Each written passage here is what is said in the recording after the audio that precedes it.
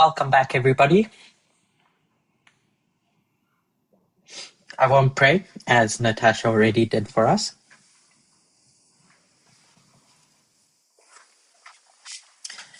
So before we start,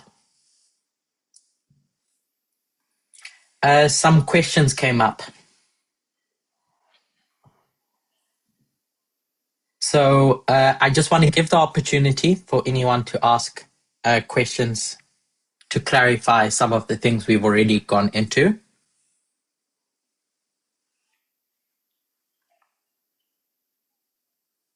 But I hope the questions are related to what we've done so far.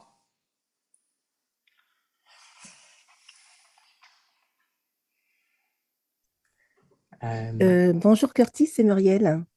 So, good morning, Hi, Muriel. Curtis. Is Muriel speaking. J'ai juste une question pour, tu l'as dit déjà, mais est-ce que tu pourras revenir dessus? So, it's a question. I guess you already done it, but I would like you to come back to this question.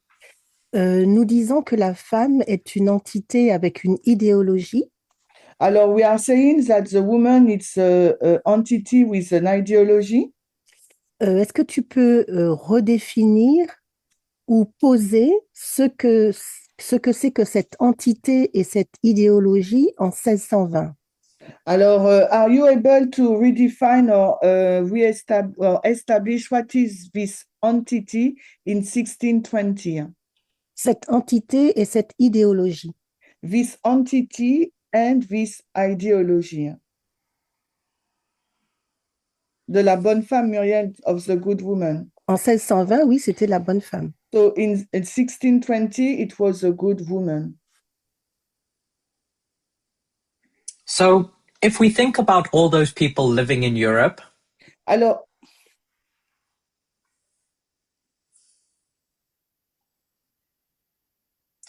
and we ask ourselves, why are they running away from persecution?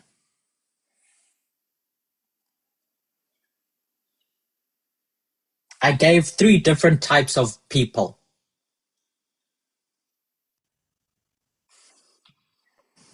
A churchgoer,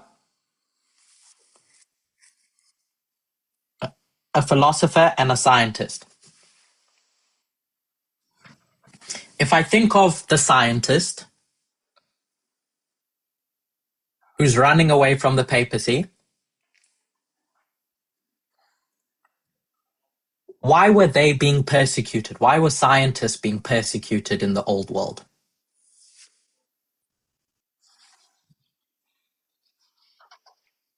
Because I'll give one scientist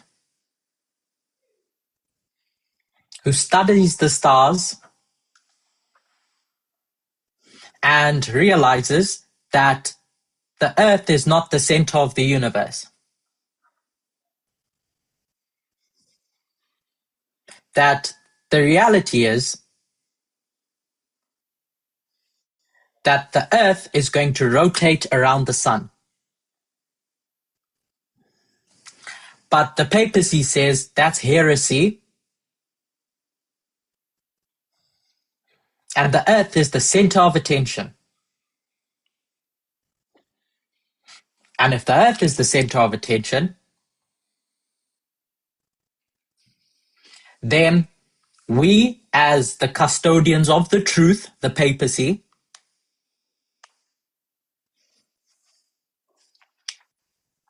need to kill you scientists who are preaching heresy.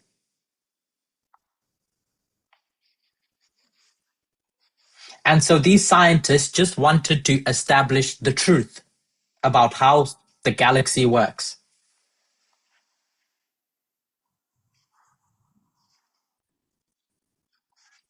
For the benefit of humanity in their understanding of things.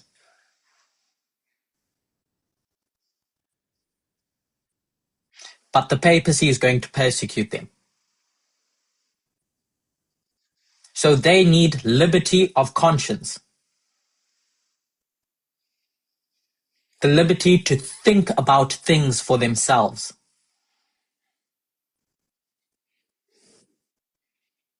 And so they run away to the earth. The philosopher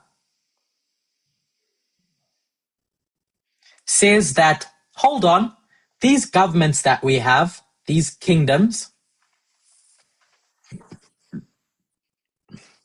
the people that are sitting on those thrones, who put them there? And the papacy says, God. Me, as the voice of God, decides who's going to sit on the throne. And it should go from them to their children to their children's children.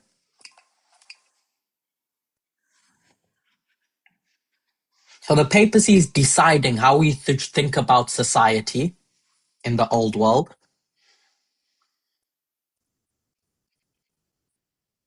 And these philosophers, your Thomas Paines, and all those French philosophers, push back at these thoughts, these ideas that the papacy has about who should rule.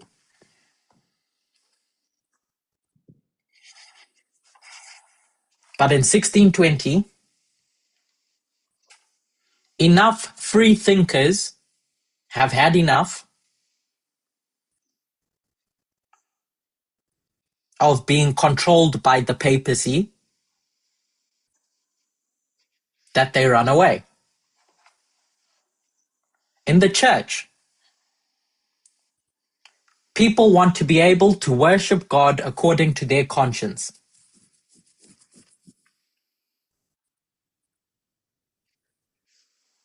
And so they run away. So you have all these people who want liberty of conscience for different reasons. And they end up finding safety in the earth.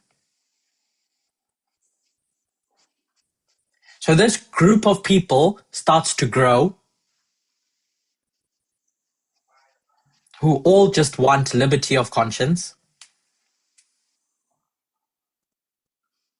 who want a system where the person that's going to control that system is not going to abuse their power to serve their own ideas. They want a system where the person who sits on that system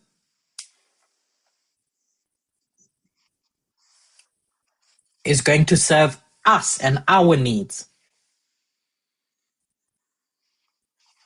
our human rights. We can package it as the right to life, liberty, and happiness.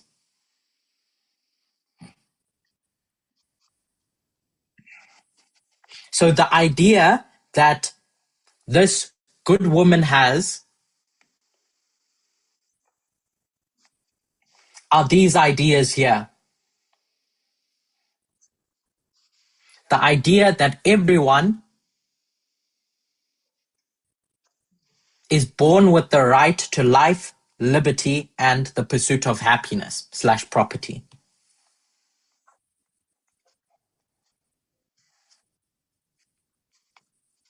That's their ideology. To protect people so that people can flourish. I hope, does that answer you, Muriel? Mm. Mm. Très bien, merci. Was there anyone else that had a specific question for now?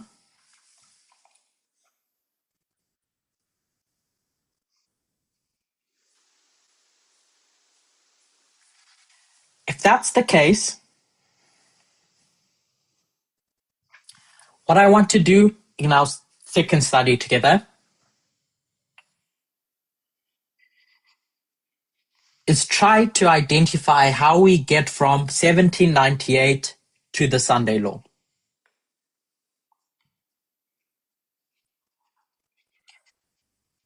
If the Sunday Law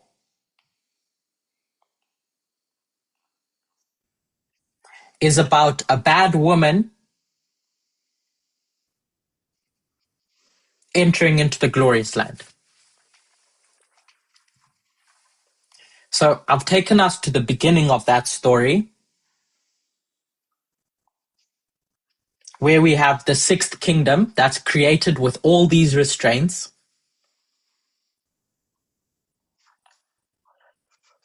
All these shackles to its power. And some of those shackles are norms, i.e. how presidents should behave without it being codified.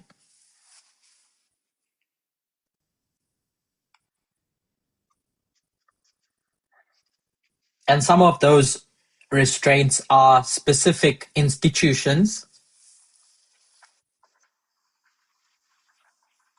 For example, in the executive branch, there are various agencies that sit in the executive branch.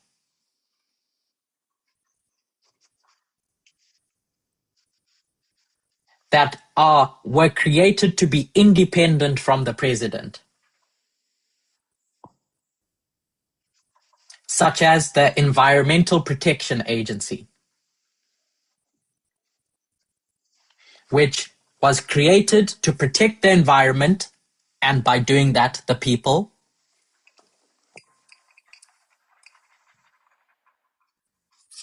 without any influence by the person who sits on the throne.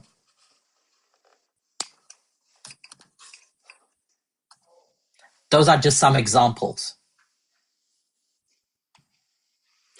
What we have over time is the removal of those restraints. So in 1798, at the beginning, there's an argument between two different sides of the political spectrum.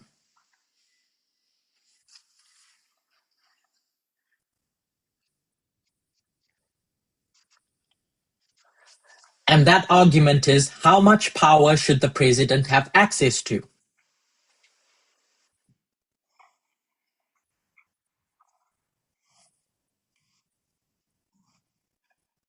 I.e., how powerful should this throne be?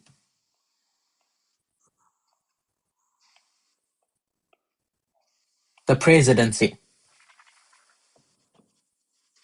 And after those arguments by your monarchists like Hamilton,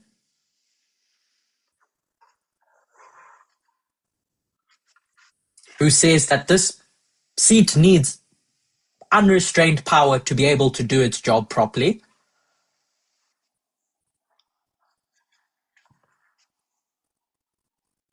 and your libertarians like Jefferson, who is on the other side of the spectrum, who says power needs to be dispersed, they end up with a system somewhere in the middle.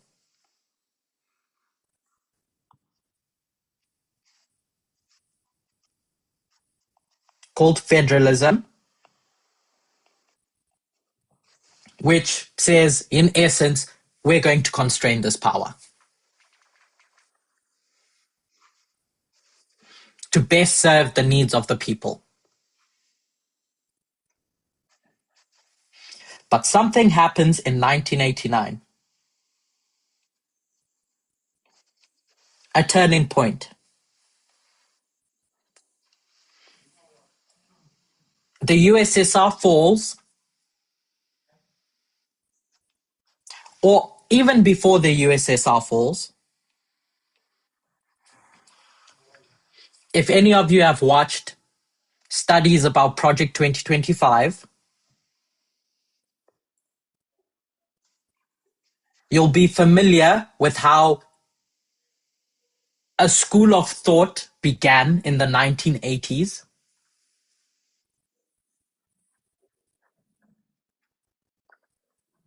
Maybe you've heard of the Federalist Society, who start planning, who start trying to spread their ideas about the fact that this throne that was created really should be more powerful than it currently is.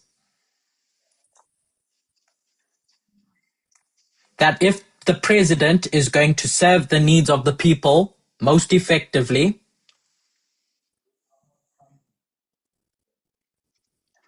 then this president can't be restrained. They need access to full power to do a full good job.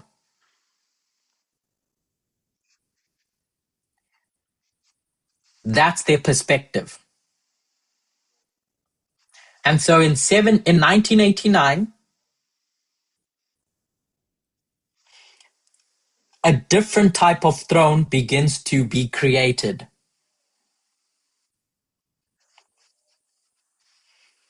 As time goes on, different things happen in the world. So 9/11 takes place. You have this devastating attack in the USA. And what happens to the presidency? Anyone? What do they do to the presidency to try and resolve the problem they're in?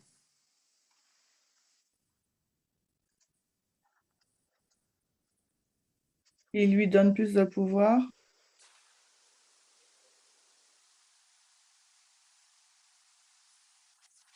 They gave him more power. So the Patriot Act is passed.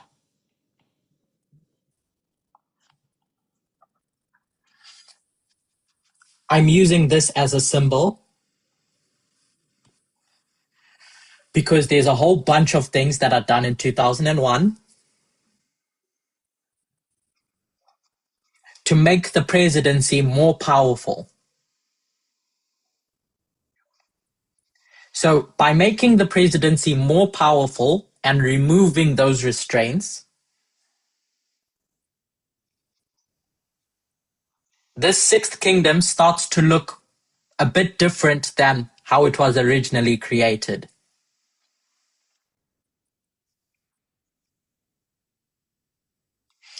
And then what's the next big crisis we have?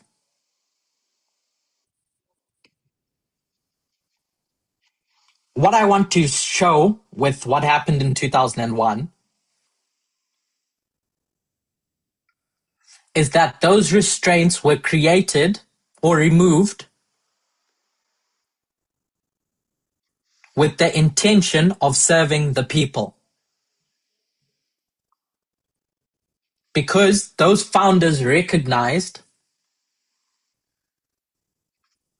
that in emergencies, in crises, there's no time to be dealing with all that friction, so the president needs lots of power.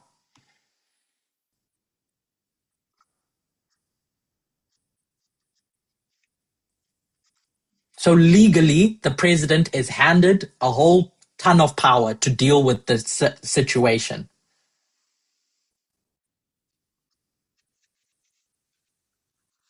What ends up happening, however, is that power is meant to be restrained again once the crisis is over.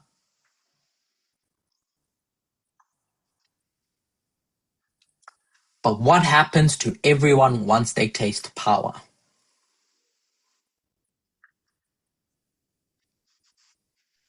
So in this case, this thing, the throne, once it's tasted power, what happens? Ben, ils veulent plus de pouvoir. They want more power. Power corrupts, i.e., they want more power. And absolute power corrupts absolutely.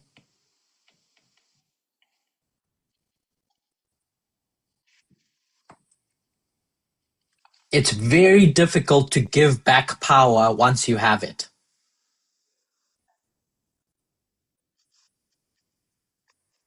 Which is what made George Washington such a hero in American politics.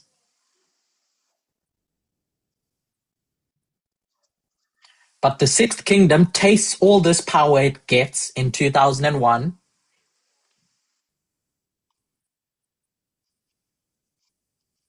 and never gives it back. What's the next crisis that we have? Big one.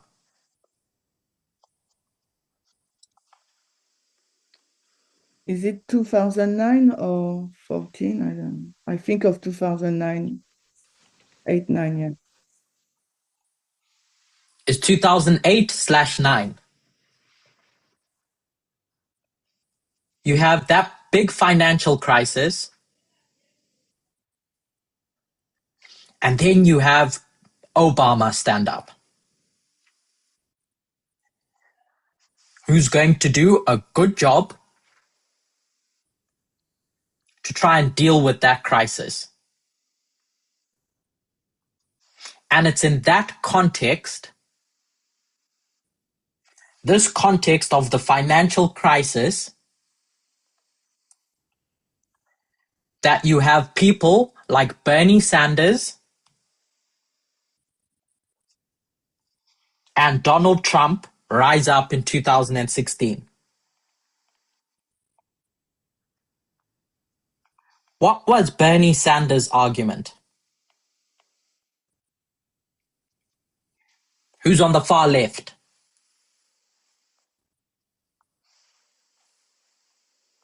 Why did he, what was his political stance?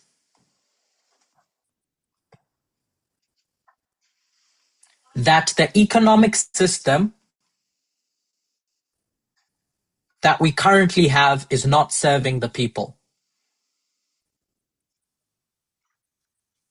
So we've sent all these jobs abroad.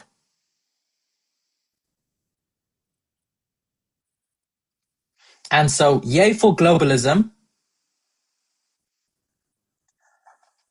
but the people are struggling.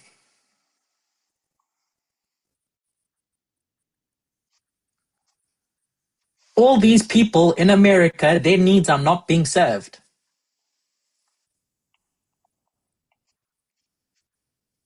Which is the exact same platform that Trump stands on in his first term.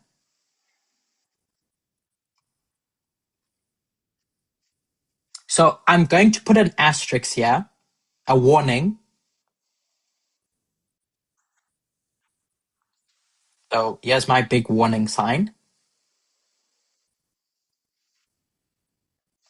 That as students of prophecy, we can be guided by two things. We can be guided by what prophecy wants to teach us, or we can be guided by what we read in the news. So the news is going to say Trump from 2016 was evil.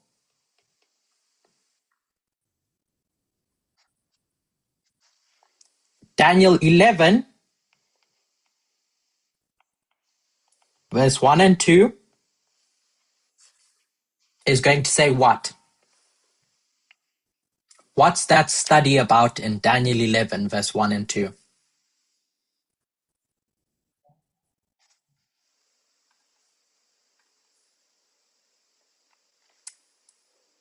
The last president, if you remember. So someone unmuted as they were about to say something.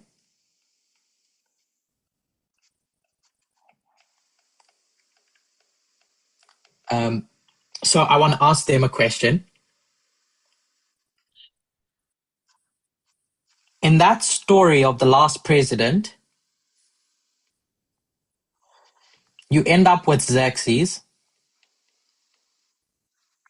as the king of which kingdom? De la Perse. Medo-Perse. Medo-Persia. And Medo-Persia as this two-horned kingdom, we said represented which of the 7 kingdoms? The 6th. In application. So that study of the last president points out Trump as the last president of the 6th kingdom. So if we believe that that study was correct, and we believe that first premise that we started with,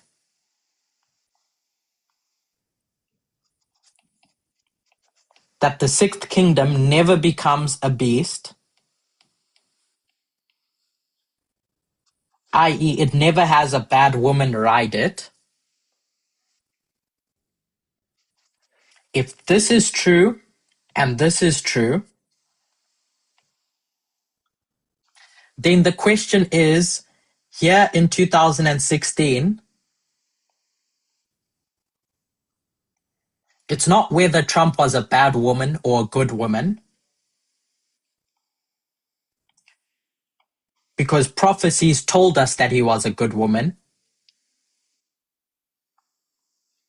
It's how do we reconcile what we see with prophecy, not the other way around.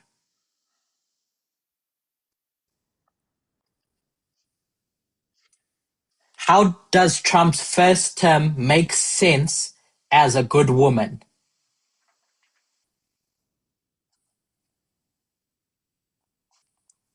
Instead of looking at things that we determine are bad and redefining prophecy.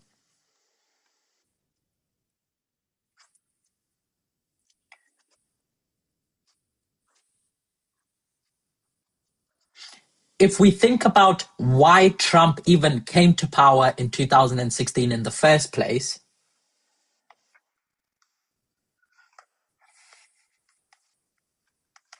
I think that demonstrates why he's a good woman in that context, in this specific context.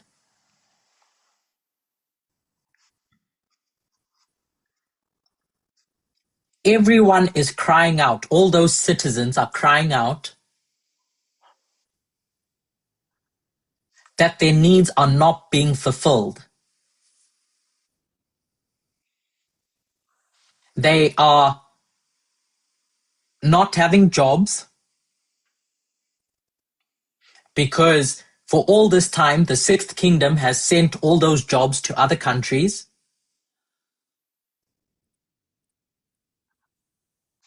And so someone stands up, Donald Trump, who says, I'm going to fix it for you. I'm going to go about resolving this problem in my way. We may disagree with the tactics, but that's the reason why he rises to power in his first term. It's to serve the people.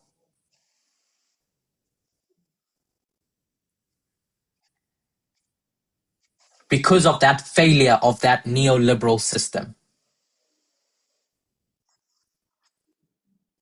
What's the next crisis we have?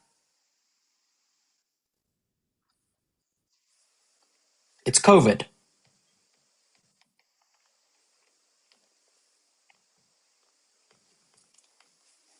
And just like 2001, to deal with that crisis, the presidency needs more power. And that's exactly what Trump does. Remove some of those restraints to deal with the crisis. This whole term is spent removing restraints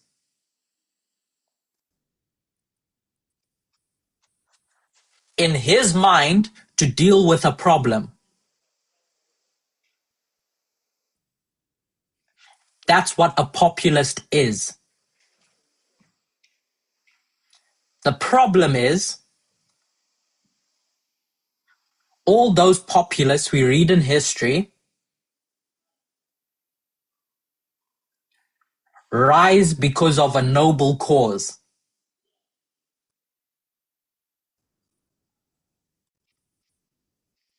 So when we talk about this sixth kingdom removing its restraints as time goes on,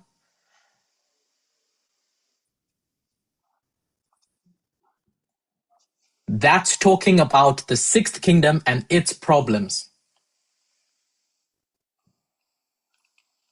not about fornication or the Sunday law. Trump's first term, what we've just described here,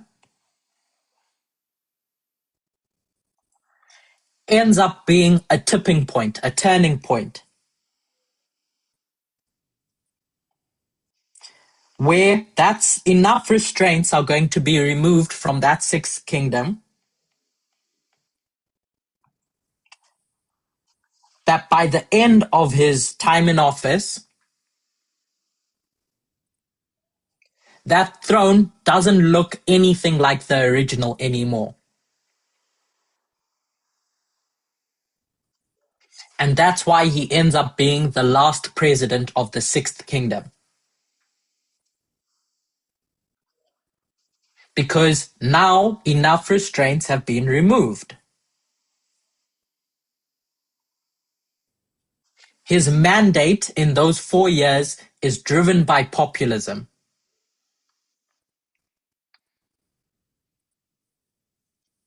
The forgotten men and women of society need help. So whether you agree with his methods or not,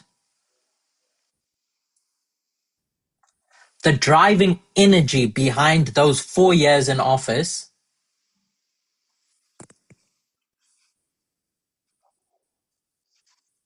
was that the system has failed the people, and so I'm going to fix it for them.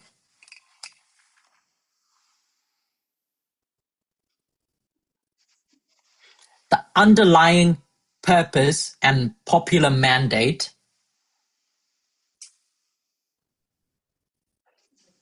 was the people need to be served. And as just looking back at 2016 to 2021, you can see that he worked within the system. Because who's he going to put in his cabinet around him? All those establishment Republicans who are going to govern just how the Sixth Kingdom expects them to govern, those cabinet members.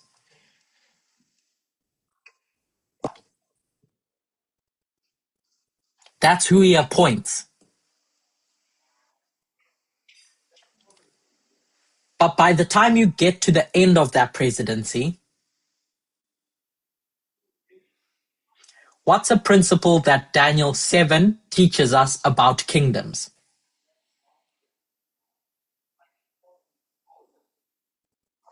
Is that when they fall, they don't just stop existing.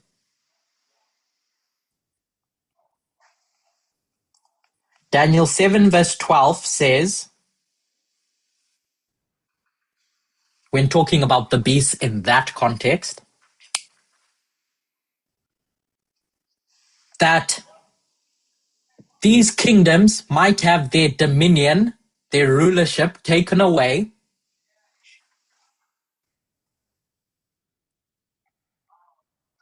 but their lives are prolonged for another period of time.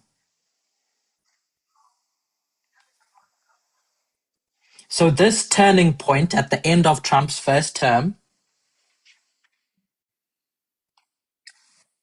the last president of the Sixth Kingdom,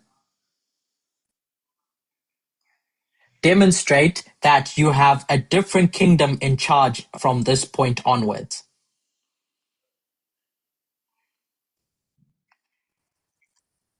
What we call the seventh. But as time goes on, to bring that seventh kingdom to perfection, more restraints need to be removed. And who follows Donald Trump's first term? Biden. Before the Sunday Law. We started off by saying that kingdoms or thrones are created to serve, regardless of how much power they have. So at that base level, that kingdoms are created to serve, we know that kingdoms, all of them, start off good.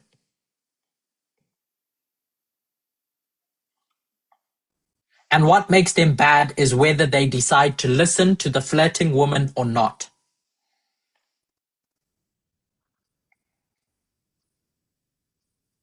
The sixth one never does,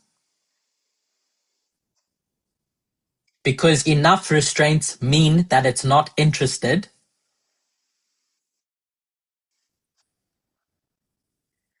But now you have an unrestrained throne, number 7.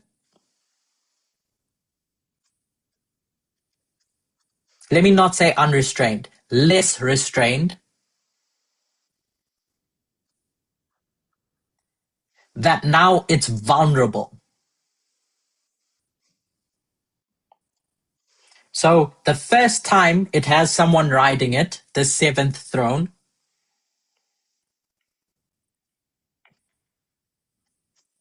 lucky for it, it's a good woman. Joe Biden. So anything you read in the news about him compromising and etc.,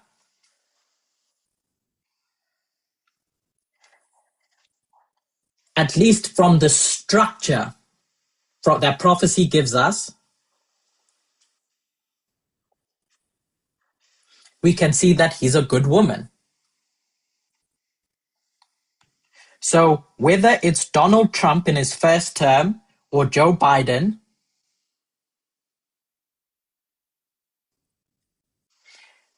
the thing that defines whether they are good or bad is the fact that they were in service of the people. And it may not have looked like a perfect work or an ideal work, either of these, Trump or Biden, but that's not the definition of a bad woman or a good woman. It's just whether they are doing that work. And some presidents will rise up and do that work better than others. #Obama.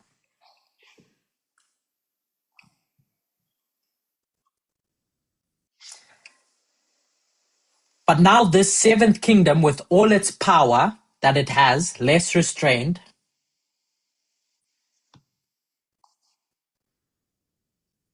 is vulnerable to who? It's vulnerable to bad women that are going to start trying to flirt with it. And that's the story of the Sunday law. That come the Sunday law, this throne is now going to look attractive to that bad woman that now it's going to start listening. When that bad woman starts flirting. What we can see about Trump and where he began in 2016 and what ends up happening in 2021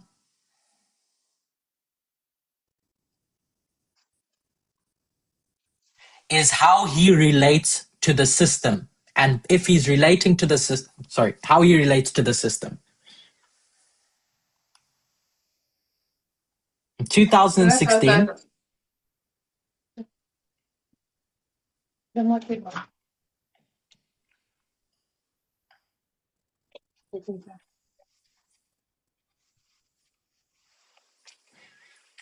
2016 and forward, he works with the system. And that's the story of 2016 onwards.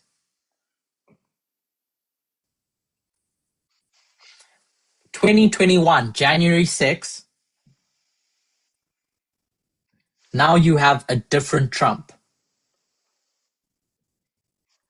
It's no longer that Trump you saw in the 4 years prior.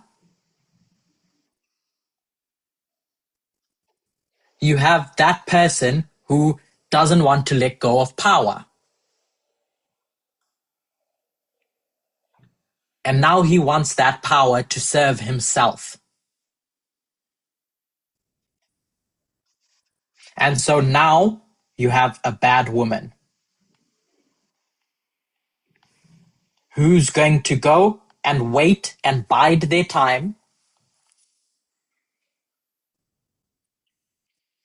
until they can get that throne back. Let me not say get that throne back. Who can get a throne?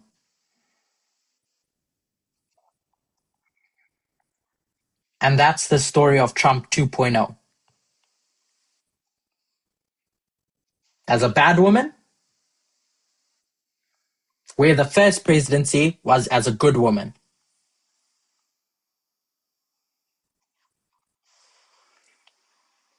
I'll stop there because I know a lot of questions came up about this theme. So I'll stop for questions before we move on.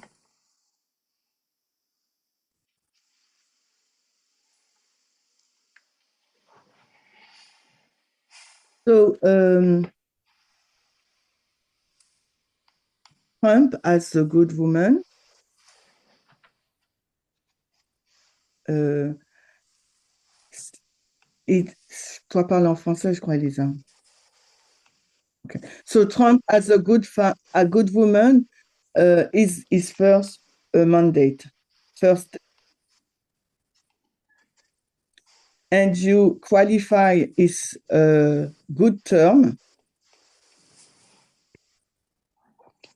because he had an advisor who helped him to serve the people.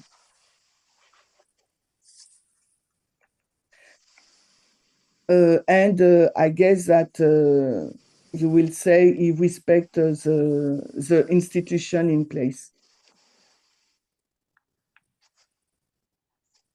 So if I follow you, my question is, we should not look upon his action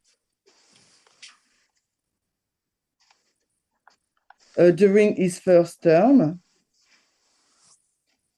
but we should focus on how, if he serve the people when he was sitting upon this throne. It's not necessarily that we don't look at his action. Is what are we going to use to interpret his action? How are we going to understand his action? Either we can look at his actions through the framework of our biased morality,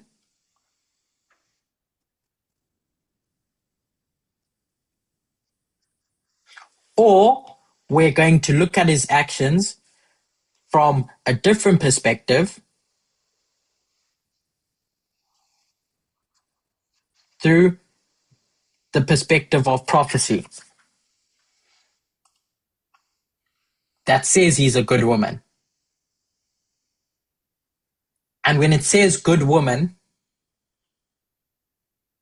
what does that mean? And my suggestion is that how you go about serving the people is not what makes you good or bad. It's just that you're serving them. Then it's good.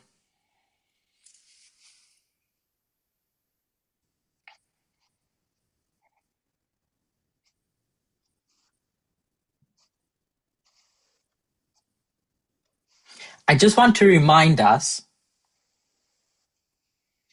that long before Trump was ever president, there were all those other presidents who did things that we didn't like.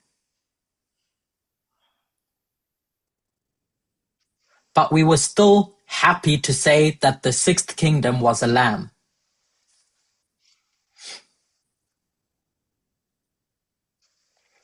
So when we come to Trump, we have to do the same thing. Interpret it through the lens of prophecy.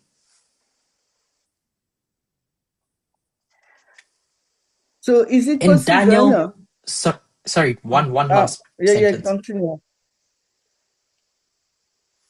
When we would think about the story of Ahasuerus,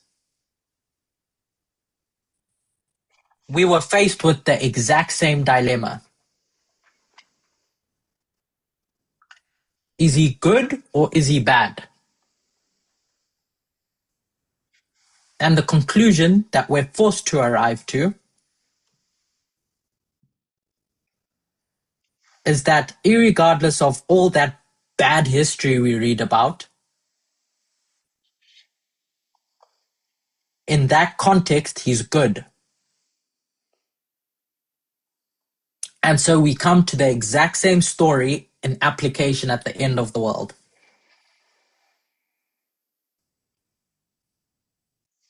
Is what does good and bad mean in a prophecy, not in our morality?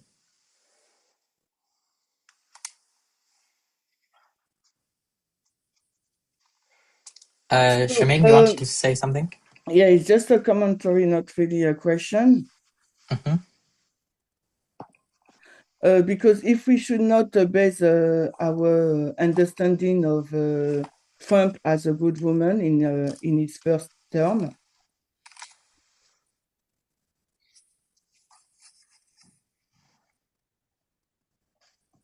I don't. I have some difficulty to see the good thing he did in a prophetic way. So the only thing I can see now is that he has been restrained. And because he has been restrained, he has the title of good woman. You explain it in an economical way when you explain when you explain Trump as a good woman and that he has some good advisor? I suspect that this is what we think, all of us, that Republicans are evil and Democrats are good because of their policies. But as I've suggested for 2 years, that these are just political parties that can rise up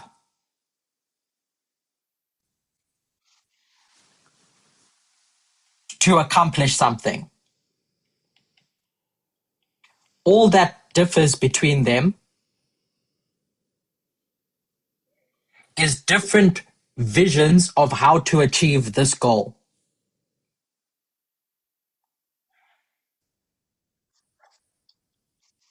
Republicans have a perspective of, to serve the people, this is how we're going to do it.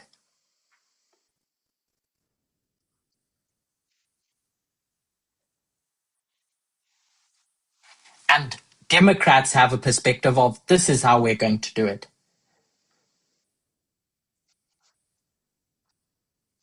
This is not a story about the transition of the Republican Party.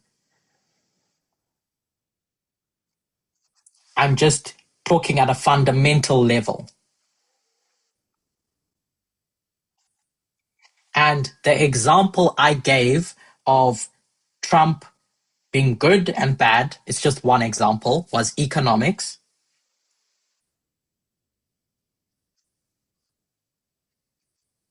And another example was, which type of people does he surround himself with? Because all those advisors are just mini Trumps. So they reflect his ideology.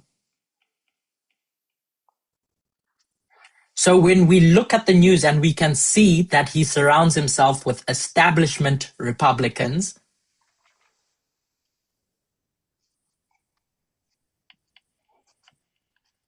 and if we accept that the establishment is good, whether it's Democrats or Republicans, it's the system, it's the establishment,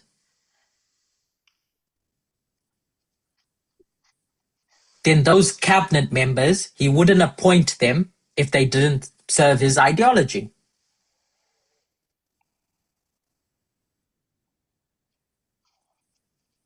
But what's the obvious thing that we can see in his second time in office?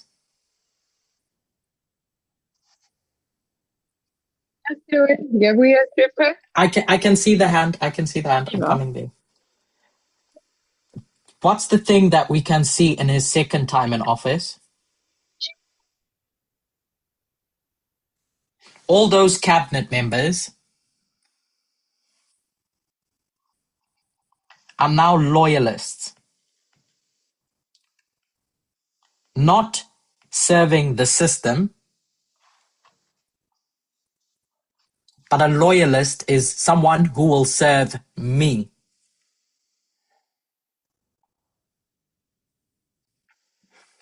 Sophie, you've got your hand up. Oui, oui. Alors, moi, je voulais revenir sur l'acquisition de plus de pouvoir dans l'histoire 1. So I would like to go back to the first story number 1, when he gets the power. Plus de pouvoir, ouais. Get more power, when he gets more power. Donc, ma question n'est plus si c'est négatif. My question is not about if it is negative or not. Mais c'était par rapport aux étapes que tu avais citées. But it was my question is based about the step you said. Et je vais prendre par exemple 2020, le Covid. So, and I will take the example of 2020 COVID.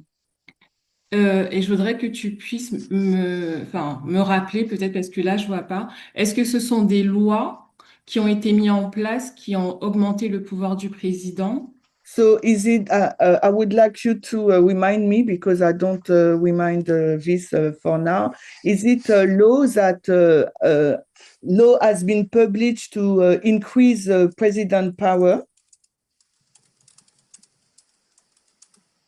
At a basic level, yes. So if we look at everything that happened during the pandemic, to deal with the pandemic, the president had to issue certain executive orders to deal with it. So it says, here's a crisis. I'm not going to go through Congress.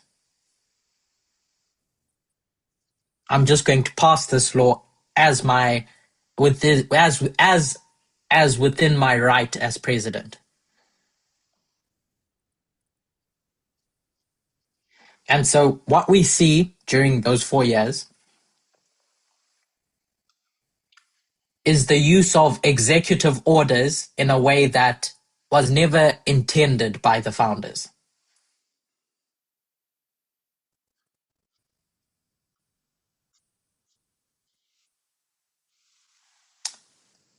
And then, etc., etc. But I don't know if that answers you.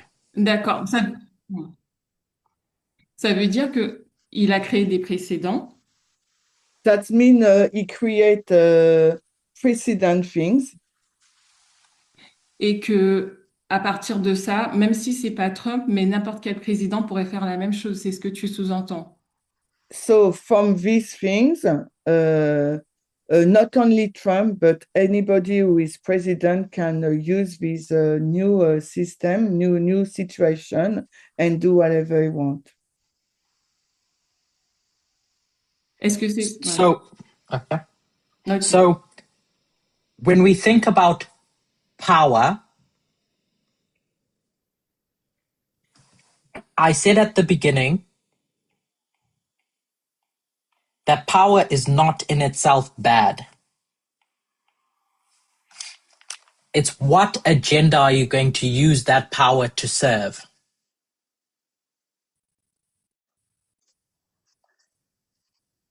So it's not so much do what you want.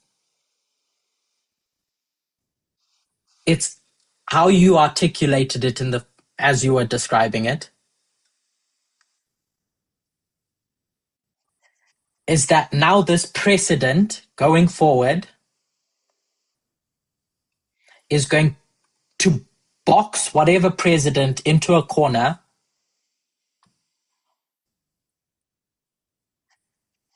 into believing that the only way to get my agenda is by following this precedent.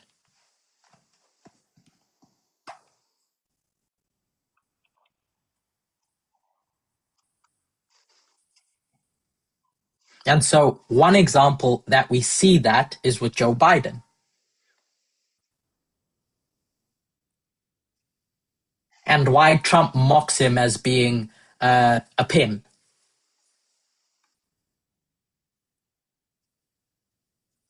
Who just signed all these executive orders. Because even a good president wasn't designed to have that much power.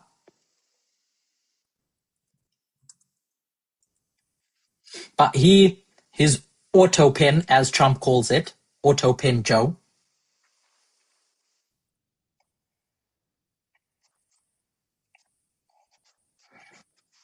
passes many executive orders as he believes it's necessary to serve the people.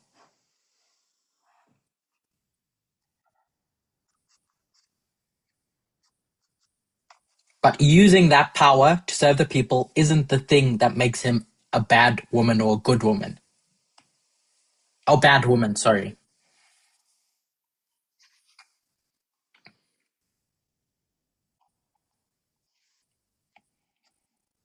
The problem is, as you said, that now a bad woman who wants to serve themselves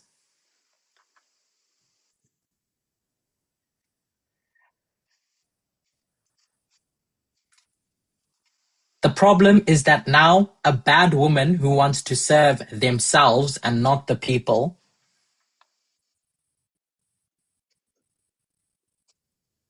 is going to be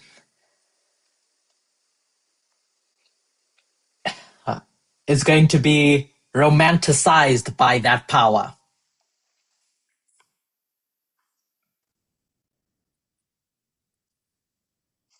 They're going to lick their lips and say, oh la la, there's all this power I can use to serve myself.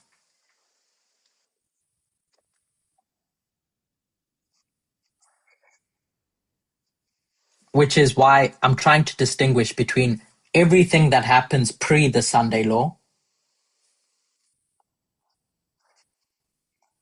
and post the Sunday law. And just to, I guess, demonstrate the implications of what would happen if you had bad women before the Sunday law, is that this waymark would mean nothing. Because this waymark is specifically about a bad woman flirting and converting a throne.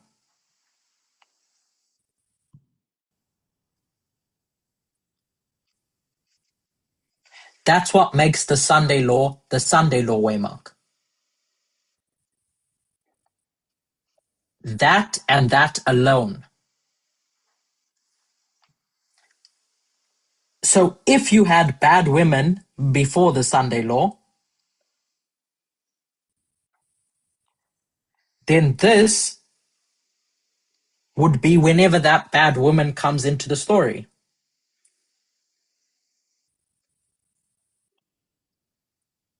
So just from the structure, if it's true that 2024, whatever date you want to pick, is the Sunday law,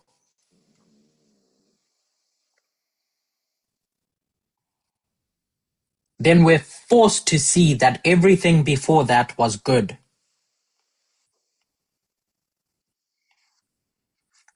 And our job isn't to change the structure when things look different.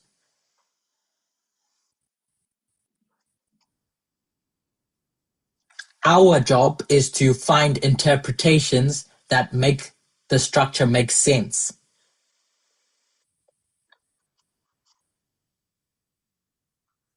And what I've taken one avenue,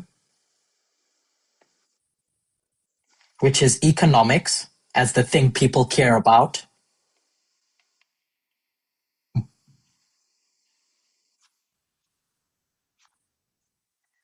To explain populists like Bernie Sanders or Donald Trump.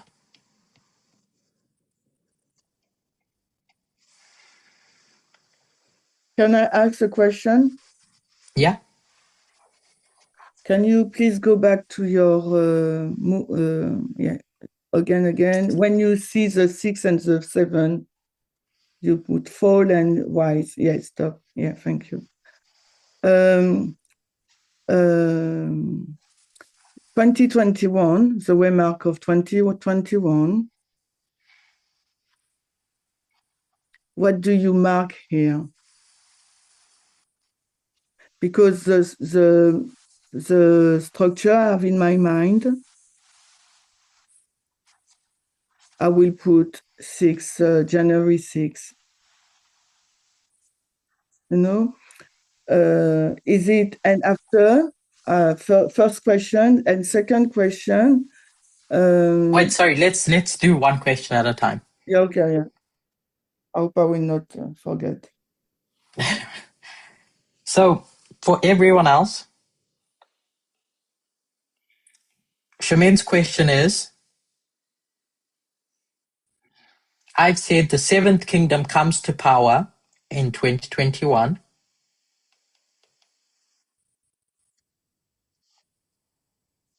Before that, it was being constructed, the construction of the seventh. And this is when the sixth loses its dominion. So she's asking, what is the point in time that marks this transition?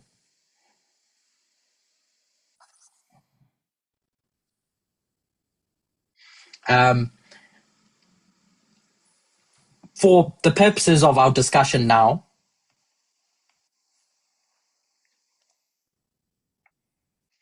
we can point to January 6th. Sure. But I'm trying to think of it as this presidential transition period. So I'm not talking about specific dates for waymarks when I draw this line.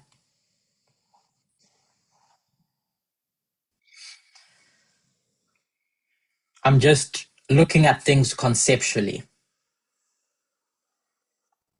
So this 2021 is that transition period.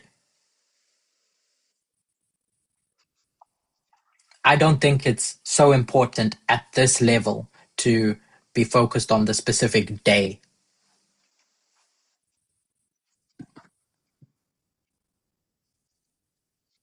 To So make this specific point. This is my second question, yeah.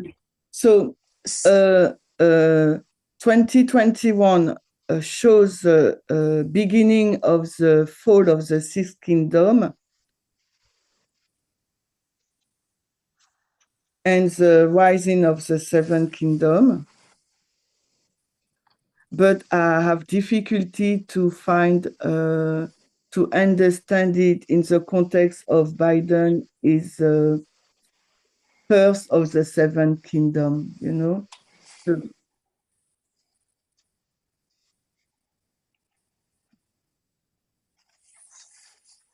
So if you can maybe re-explain for me, we have. Thank you.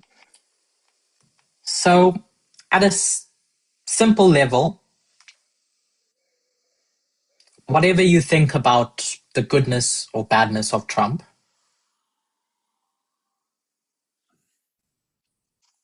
do you agree that Daniel 11 teaches that Trump is the last of the sixth?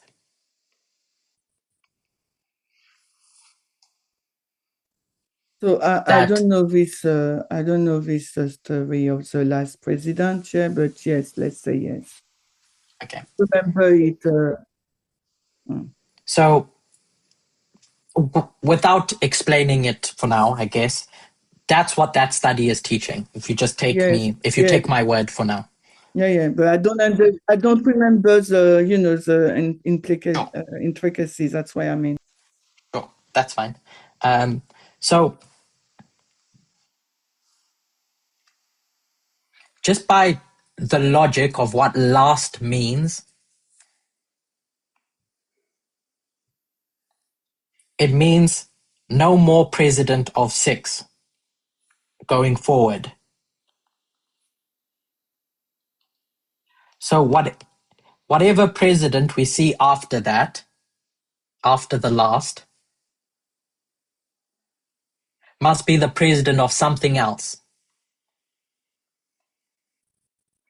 And I've tried to demonstrate that the thing that the next president after Trump is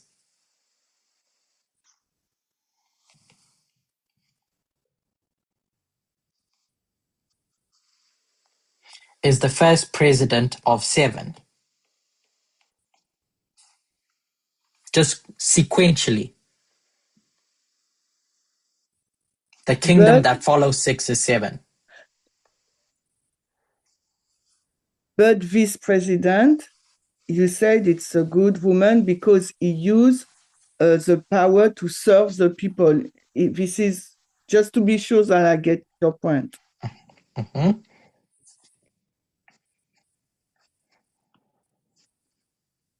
So this woman we have here What is their ideology at this point in time? I'm going to suggest it's service. Serve the people. And even without investigating what that means or looks like, we started off talking about thrones and kingdoms and what their purpose is. So when this seventh is created, it has to start off good.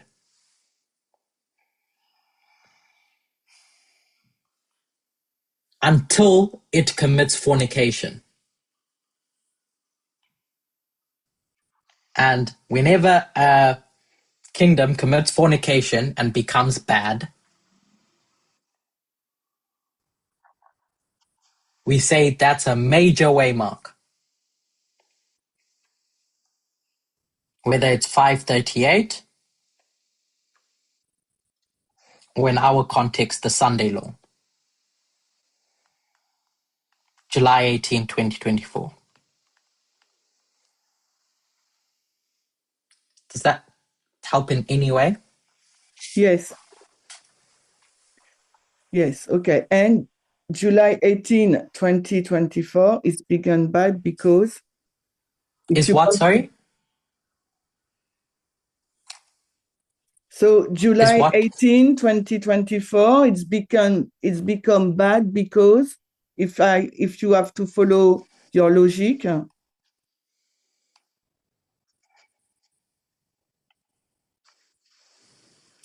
What would you say? Just following the logic. I'm asking just to see if it makes sense. He has a different ideology to serve his own interest.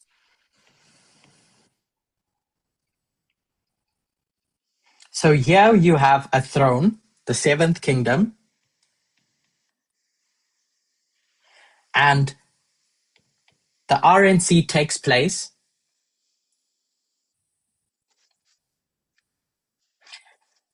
And what's that study about adultery and fornication all about? In Matthew 5, verse 28. The thought, desire in the thought. So this throne is now going to start lusting after something it should never desire for.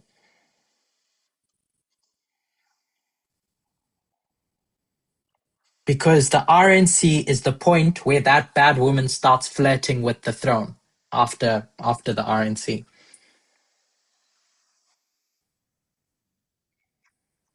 So seeing the seventh kingdom as good is what establishes this as the Sunday law. Because if it was bad already, then this has no significance. It makes no sense. And Biden being in office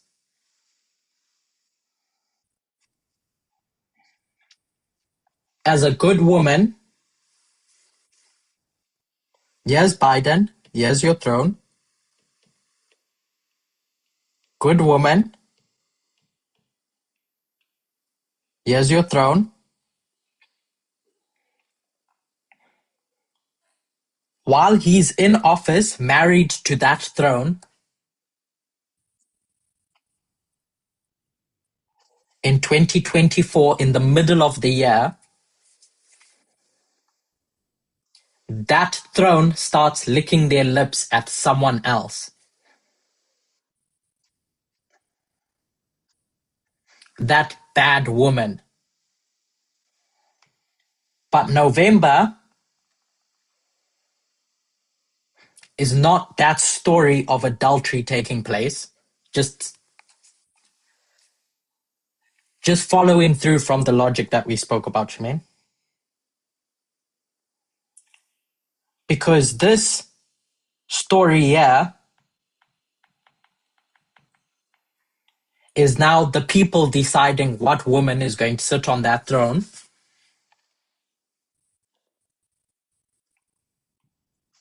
So no adultery can take place here if it were marked there.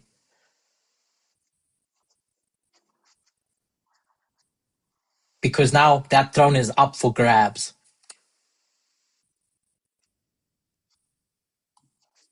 So my point in saying all of that is to demonstrate why it's demonstrate how you get from a good kingdom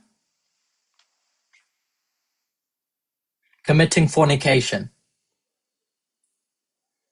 and how we understand the transition from good woman, bad woman, good kingdom, bad kingdom, those four things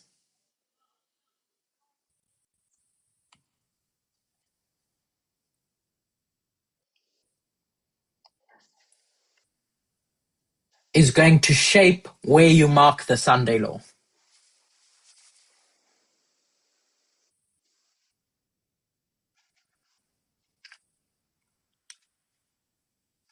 I see a hand up.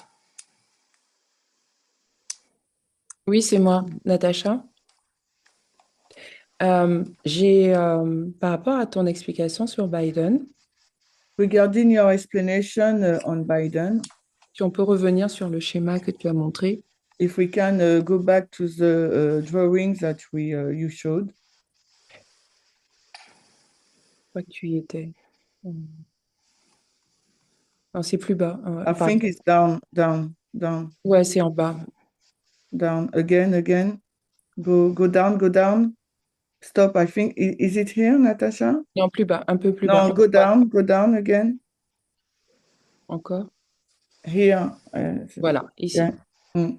En fait, moi, de la façon dont je comprends le dernier président, The way I understood the story, the study upon the last president comme étant Trump, as being Trump, c'est de la même façon que je le comprends comme Xerxès dans Daniel 11, verset 2. it's the same way that I understood it like Xerxes in Daniel 11 too. Ça ne veut pas dire qu'il n'y a pas eu d'autres rois après Xerxès, Doesn't mean that there is no other king after Xerxes, mais la prophétie voulait nous amener à un point. but prophecy wanted to show us a point. Et après, ça va directement au royaume de Javan. And then after we go to the kingdom of Greece. Pourtant, il y a eu au moins 9 rois après. But between we have 9 kings. Pour moi, Biden, je l'aurais continué à le mettre dans le 6e royaume. For me, Biden, I will continue to place it in to the 6th kingdom. Mais il était tellement affaibli et tellement faible, comme tu l'as montré, toutes les garde-fous étaient tellement tombés. But he was so weak, and all the check and balance was fall down. Que la prophétie n'en parle même pas. That prophecy did not mention him. Et après, j'aurais fait partir Trump comme étant avec l'idéologie qu'il avait commencé à mettre en place. And then I will place Trump because of the ideology he put in place before. Comme étant le premier roi. As the first king. Premier président. Yeah, as the first president. Du 7e royaume. Of the 7th kingdom. Est-ce que tu vois ma pensée? Do you see my thoughts? So, when we talk about those kingdoms, 1 to 7, quand nous parlons de... are we talking about their existence? I'd suggest no. Their rise and fall is about their role as prophetic kingdoms.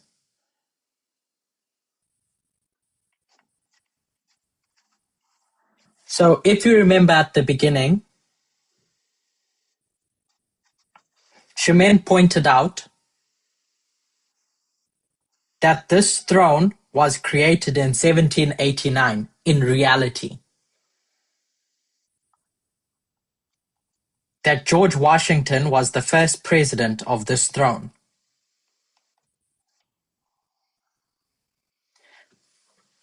But do we mark the Sixth Kingdom in 1789 as being the kingdom of Bible prophecy, as being in power? We don't. We say that that's irrelevant in the context of prophecy because it comes to power in 1798. That's when it's important. So all those presidents before 1798 are not presidents of the Sixth Kingdom. From 1798 onwards, Ellen White is going to say, and all those pioneers, that the Lamb is marked there and not anywhere before. Because before that, it wasn't the subject of prophecy as the Sixth Kingdom.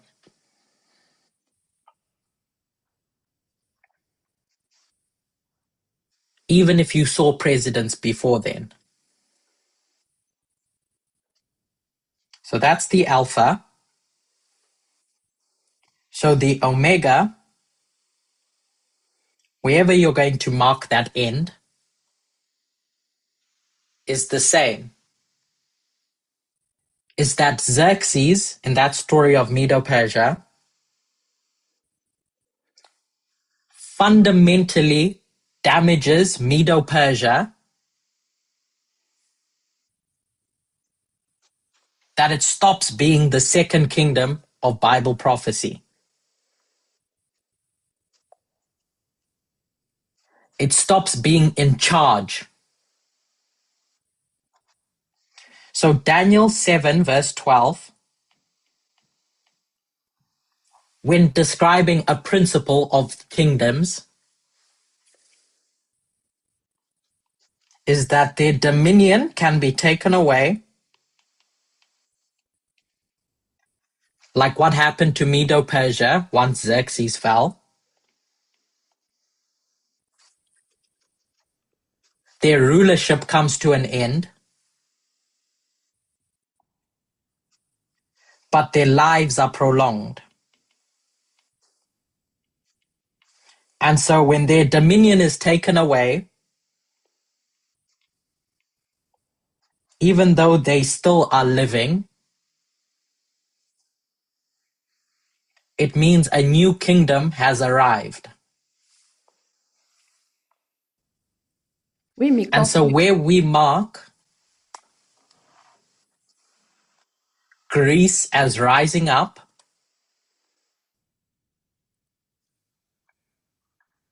its dominion is there when it defeats Xerxes in that war. They've taken dominion from Medo-Persia.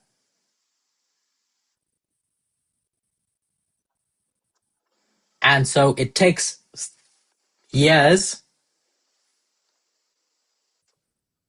for a bad woman to come along, Alexander the Great, and change Greece into a bad kingdom. That's what this picture work is demonstrating.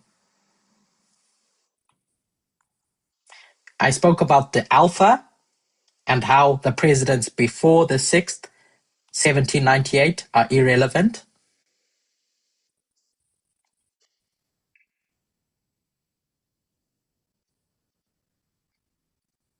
And that irrelevance is because what we're marking is the dominion of the sixth.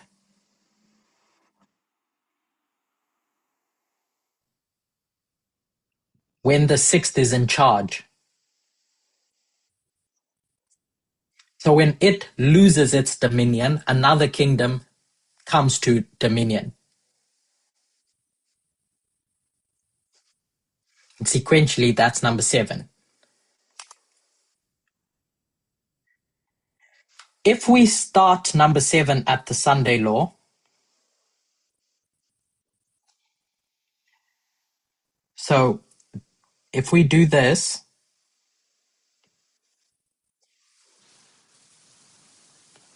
we say 7, 6, then 7 is bad and is always bad when it's in charge.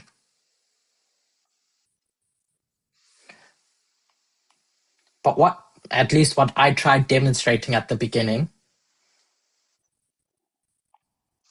is at its essence, at a principle level, any kingdom is created to serve.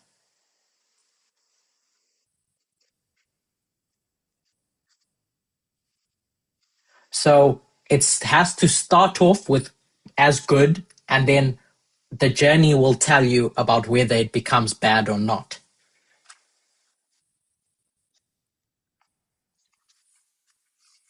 So this waymark here, the Sunday law, if we say this is bad, dragon,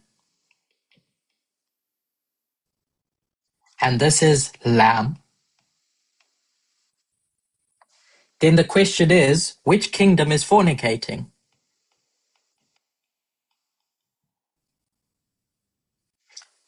Which king commits fornication with the bad woman?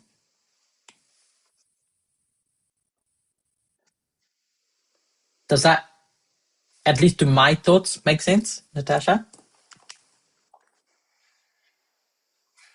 Oui, oui, je suis d'accord. Je te rejoins sur la compréhension que tu as expliquée.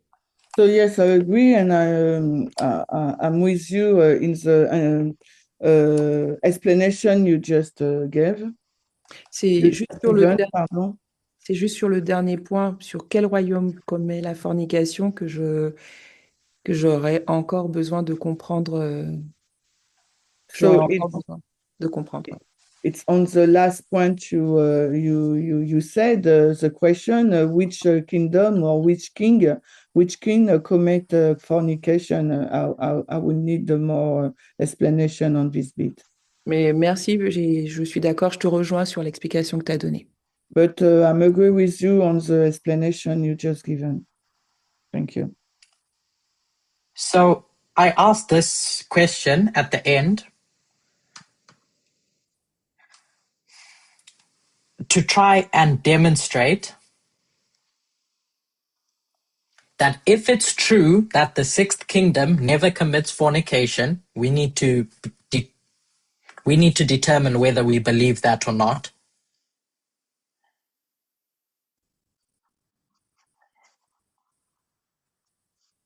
That the sixth kingdom never becomes a beast in Revelation 17. If it never becomes a beast in Revelation 17, that means it never commits fornication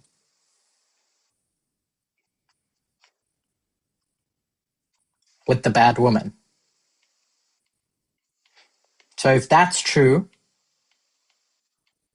then this story about fornication at the Sunday law can't be the sixth kingdom. It's the seventh. And I tried explaining in our study together what opens the door for fornication to happen. So if this is the seventh that's committing fornication, i.e., it is sinning, it is doing something it wasn't supposed to do,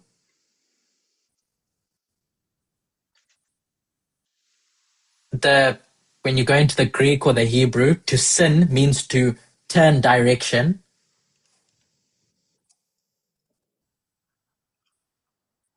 So repent would be turn your back on bad and face good.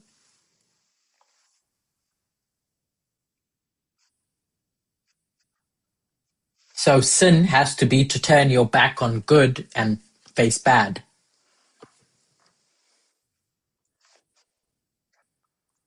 So if sin is happening here,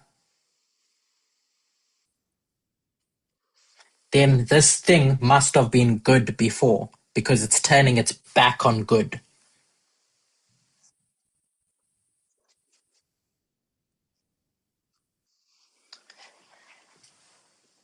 So we are fairly over time.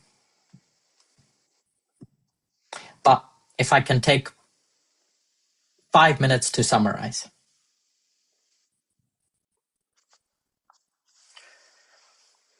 So But we ended our... just a question. Yeah? If you go to your up, no, up. Yeah, stop. When did it start become bad? You mean when the fornication happened? When did what become bad? The seventh. Because if I understand the structure you lay down, every kingdom in the Bible prophecy start good, then become bad. So the sixth kingdom, if I understand your graphic, start good as a lamb in 1798 and start bad in 1989.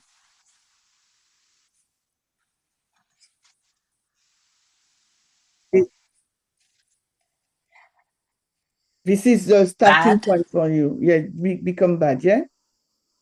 Bad And after, in the context of Revelation 17? Pardon?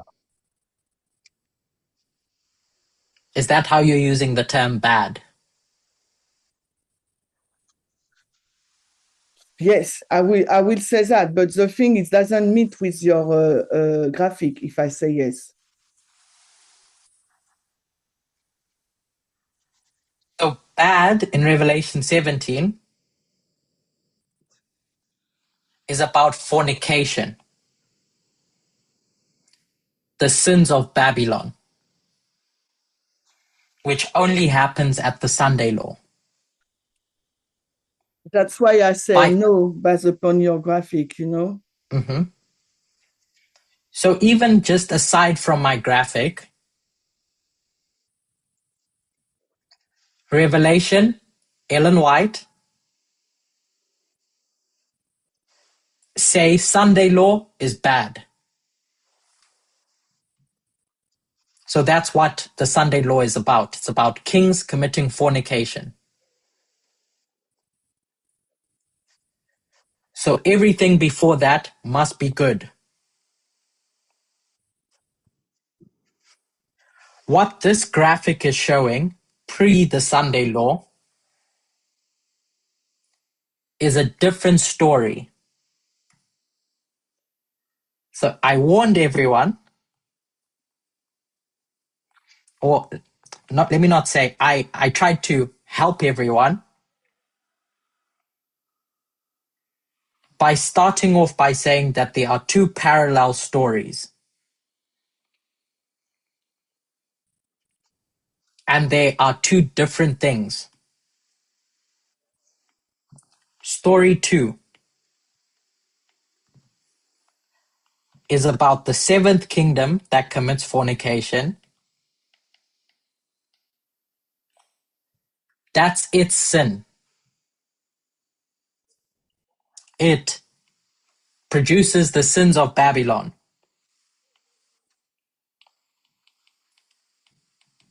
Story 1,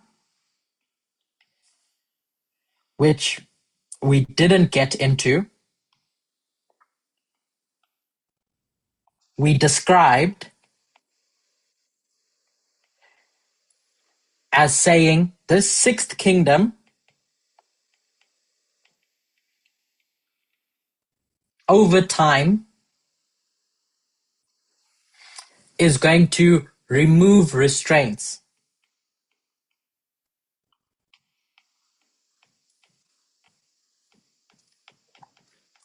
So there's two sins that we have to track. The sin of the sixth kingdom and the sin of the seventh, which are different. Sin of the seventh is fornication. Sin of the sixth is removal of restraints. If we were to think of Israel, what was their big problem? What was their sin? Ancient Israel. It was asking for a king because they wanted no restraints, in the belief that that's what would serve their needs. That's the sixth kingdom, which is separate to the sin of fornication. A kingdom can do all these sins and still never commit fornication.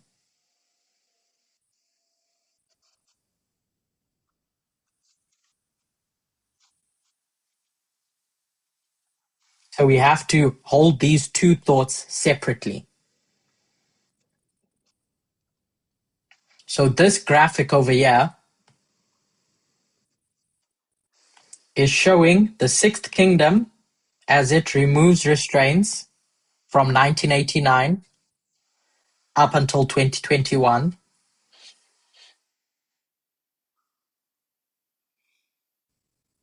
To become more powerful. But in doing that, the seventh starts being created until it starts ruling in 2021. And it eventually commits fornication with the woman at the Sunday law.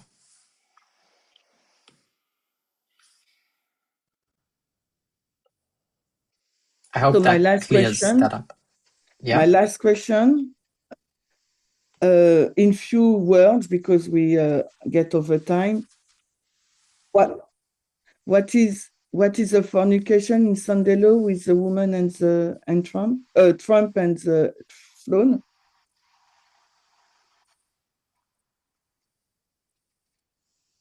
As a symbol or literally what you see in politics? You give me the choice. Can I say both?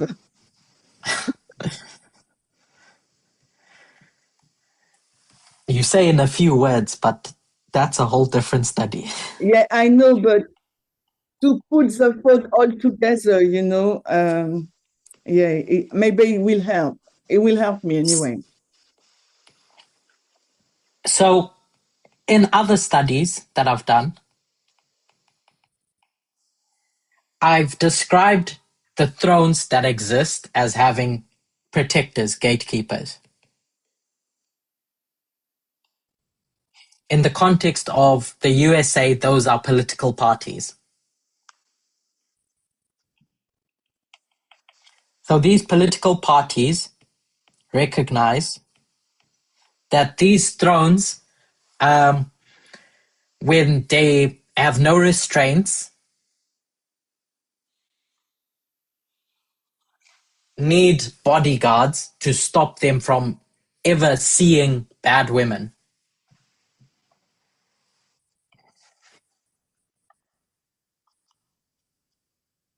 Because those bad women can be really enticing.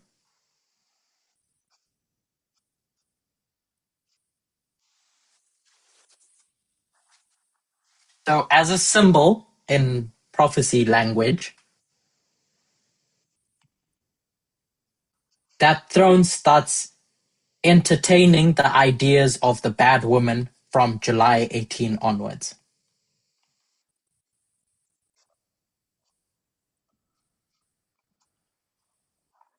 Because adultery starts in the thoughts, not in the actions. So the seventh kingdom, here's the thoughts of the woman. That woman says to the seventh kingdom, I can make you great.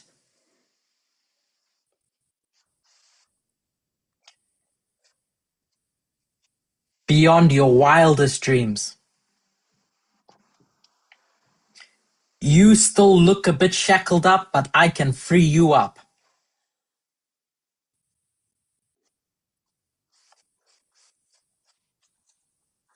And so, if you and I work together, get married,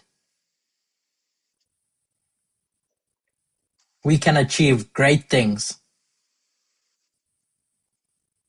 And so this throne listens to what this woman has to say in their flirtation.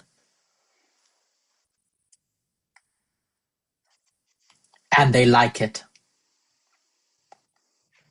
And by the time they get into bed together and consummate,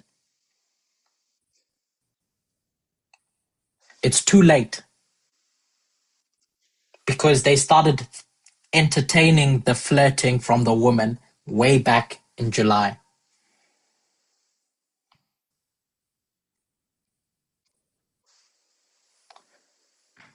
I hope that helps. Yeah. Okay. Okay, I'm not going to do a summary because we're way over time.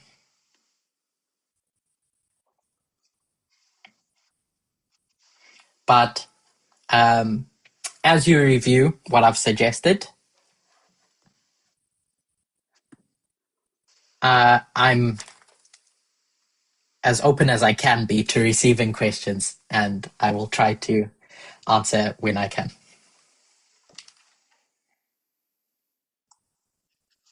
Other teachers are going to come, which I hope will be able to answer some of your other questions. I'm sorry I didn't have too much time today.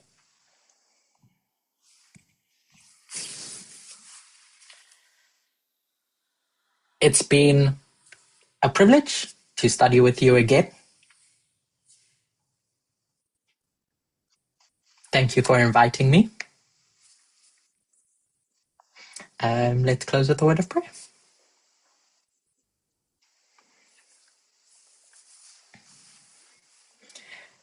Dear God, thank you for the time that we've spent together this Sabbath. Thank you for the opportunity to learn together. I personally want to thank you that in the discussion that we've had, I've learned something.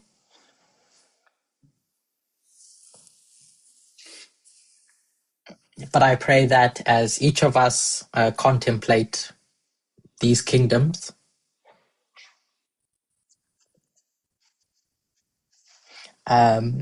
we may keep the great controversy at the back of our minds.